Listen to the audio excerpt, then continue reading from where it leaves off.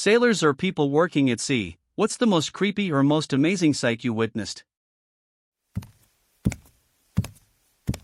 The Northern Lights in the middle of nowhere, Alaska. We were anchored in a remote cove, so the CO agreed to turn off all the exterior lights. Just a crazy, crazy thing to see. Seeing them is absolutely spectacular. Hearing them, though, was unsettling for me. Oftentimes in the Navy, I'd stand on the fantail and watch the ocean. Once we had 100s, probably around 400 dolphins, riding the carrier's wake. They followed us for 3 days. In the middle of the Pacific, it's so dark and there's so little light pollution, you can see reds, browns and faint blues of gas clouds in the starscape. Another time I was watching the water at night, they say it draws you in, and it really does. You look at this pitch black void, with only the wake or turbulence of the water catching light, and intrusive thoughts of jumping in just naturally occur. It's mesmerizing, especially if you're alone. At night during one of these events I saw blue glowing water, what I now know was bioluminescent algae, and inside this rather massive patch of blue glowing water were squid, that appeared to be maybe 15 to 20 foot long. You could catch their outline by the light from the water. I stared at what was multiple squid passing by for minutes, what seemed like an eternity, and then the light started going away in the spot I was staring. There was still a lot of glowing water, we weren't headed out of it. But this patch gets darker and darker and darker until pitch black. A solid 15 seconds of intense curiosity. Suddenly a lot of turbulence and a whale surfaces. It had snatched up all the squid. The whale cocked to one side and looked at the ship, and our eyes met, I want to think. It studied the ship for a moment until just sinking back down until the glow of the water masked it completely. This is better for Navy recruitment than Top Gun. Fresh out of college I got a job in Cambridge, Massachusetts, or so they said, as an architect designing whatever. Ended up doing oil rigs, and one beautiful morning there were sharks going under the main platform like always, but there were 2 dead sharks, next morning 3 new dead, then for the next day. Then a steady 4 or 5 a day for a week or 2, they would float up under the see-through deck that looked much like a metal colander. Crew would have to punch them down so the current could catch them with a large pole. What made it really weird was they looked like they had heart attacks or died in their sleep, no marks or bites or anything. The guys on the rig had all kinds of theories. Then one morning, while in a room that was completely submerged and had a beautiful view as we sat in a meeting, everyone got to see the reason the sharks were dying, like viewing it on a movie screen. This octopus had made itself a home between the base and the deck. A shark was swimming by in a cruising fashion, and we see these tentacles grab it right in front of the glass and snap it like a glow stick. The marine biologist smiled and said octopus is literally doing that to entertain themselves, like because he can. The marine biologist lowered a dive camera, and this octopus was huge. The crew would joke about it thereafter, people would smoke on the deck at night and people would say don't let the octopus in. Seeing those tentacles was just insane for their length, and to think about how a shark is mostly muscle and the octopus would just snap them was kinda scary. Giant spears plunging in and out of the sea. In the Gulf of Alaska, I have seen some shit. But one of the most terror-inspiring things I've seen are what can happen with some of the loose logs from the logging trade. Sometimes when a big log gets loose from a raft, it becomes partially waterlogged and floats small end up. So you have this 4-foot diameter telephone pole in the sea, sticking up 40 feet into the air. No biggie. Shows up on radar, and easy to spot. Now, give that pole 20 years of floating around or so.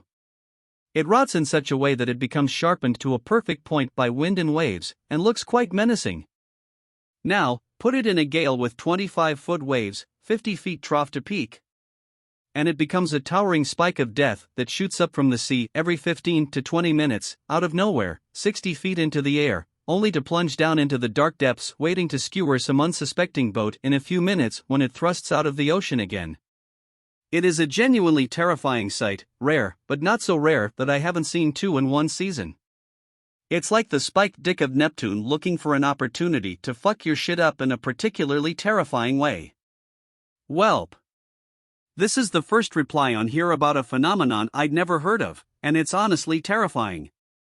Would never have imagined such a thing could happen or existed. Guess I'll just go ahead and cross off sailor from my potential career list. I've spent a good amount of time at sea on a research vessel, and it's definitely not for everyone. It takes a special breed of person. The ocean is beautiful and enchanting, but also isolating and desolate. And your ship can almost feel like a mobile prison, since you're basically stuck there with what little space you have, and most ships aren't built for comfort and leisure like a cruise liner. But when the wind kicks up and the waves get tall, motion sickness, or at least some disorientation, is a constant companion that you just have to ride out. No escape except to let the weather pass. I've been through some larger storms that are very unnerving when your ship is being pounded by swell and tossed like a roller coaster. You just gotta trust that it won't capsize. Was on watch and a lookout reported a ship on fire on the horizon. Looked through my binos and saw what they were looking at. Looked like a plume of flame really far away, just over the line of the horizon. Went and consulted the astro books and discovered that it was actually moonrise. The tip of the crescent was coming up over the astronomical horizon, and was bright red-orange. Still very cool. I've also seen the Flying Dutchman illusion, dolphins swimming through bioluminescent waters that look like glowing torpedoes, meteor hits near the ship, lightning hitting the mast, waterspouts in the Caribbean, and the green flash at sunset. Many more things as well. Being at sea is just plain trippy. In the USCG. Was into the Eastern Pacific in February 2017. The bioluminescence at night was unlike anything I'd ever seen. Sailing the Caribbean, you get the glittering speckles in your wake, but in this water the stern wake glowed very bright. Almost made it pointless to be running darkened ship. The bioluminescence was so much so that even fish in the water activated it. I remember a ghostly, glowing cloud silently move in toward us where we were taking it all in on the fantail. Then just as silently it moved away. We could see larger glowing clouds, likely a school of fish, then a glowing streak, maybe tuna or something, come flying into the glowing mass and the school would explode like fireworks underwater. Saw this occur a few times. It was amazing. Another time we were in the Caribbean, middle of the night at flight quarters. I was on the fire party and we were staged on the forecastle.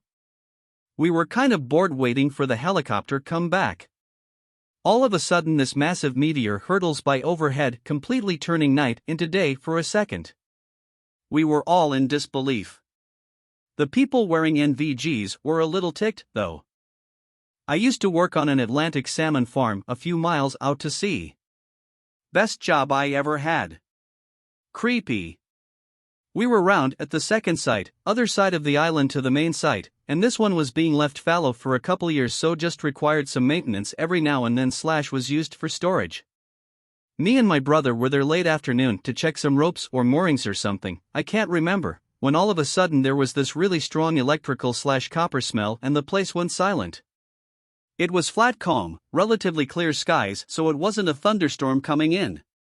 For some reason this smell really freaked us both out, and we both felt like we were being watched by something, and there was a kind of strange feeling / atmosphere to the place where it just seemed off. After a couple minutes it went away and that atmosphere returned to normal.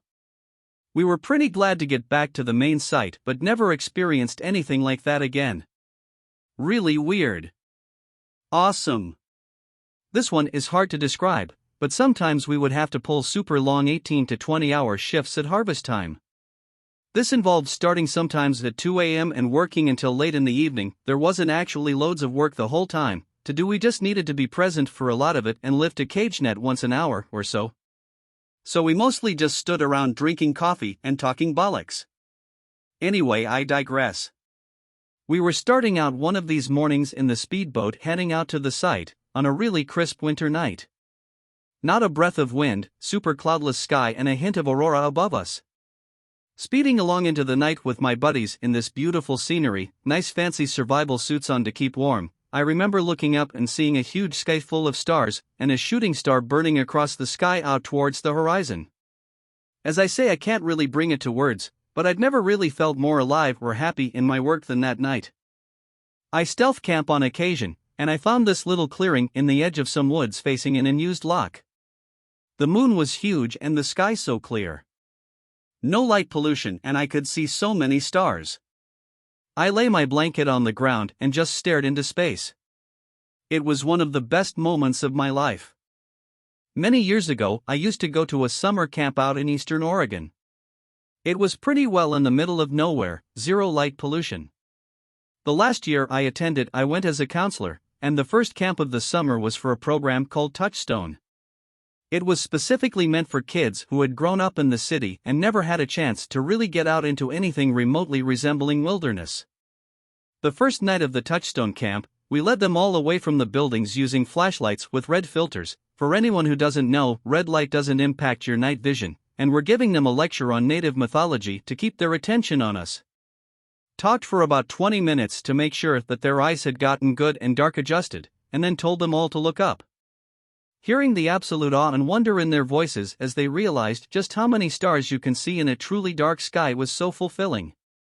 In the pitch black of night, in the middle of the vast emptiness of the sea, you see the stars filling the heavens, and more shooting stars than you would expect streaking to the earth with their fiery tails.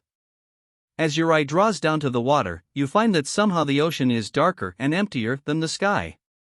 Your eyes strain for a glimpse of anything, but ultimately you only catch glimpses of strange and mysterious creatures lithely swimming just beneath the surface, occasionally peeking above the surface or triggering flashes of bioluminescence that disappear as suddenly as they appear. Poetry.